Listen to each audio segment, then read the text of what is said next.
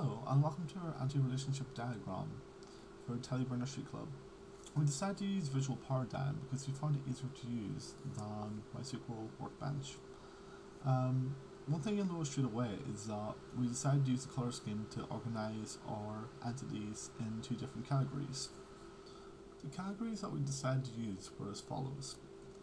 Payment was red, nursery was orange, medical was yellow, child was purple, contact was light green, supplier was olive, employer and applicant was sky blue, and human resources is teal. The categories we use have no impact on the design of the ER diagram, however they do make the entities and relationships easier to view and distinguish between each other. Okay, let's take a closer look at the diagram now.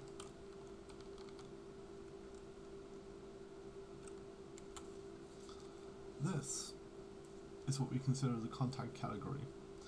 What we decided to do was separate out all of the contact entities that a child required, such as name person, emergency contact, parent, and address. We found that these were repeating entities, so what we decided to do was have many relationships. However, you'll find that because of visual paradigm, we had link tables imposed upon us. These link tables will appear grey in the ER diagram. Okay, let's look at some negative aspects of the ER diagram. First of all, we arrived some documentation late, so we tried to incorporate new elements into the ER diagram, however we found that it didn't quite work, such as retention schedule and retention records. We know these entities are used for storing how to keep data for and how to destroy data.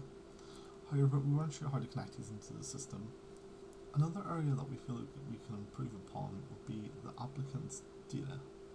We discovered that in the information we received from the Nursery Club, it was quite late and we never really got to make an informed decision of how to include this in the database. We decided to include the applicants, however we feel we could probably improve upon this and expand it further. Now for some highlights. You'll see that the consent data is separate from the permissions data.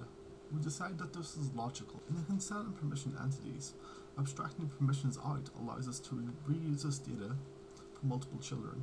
So parents only have to complete a permission form once. For the consent form, we've also separated out all the medical data, so now we can store as much medical data as we'd like to.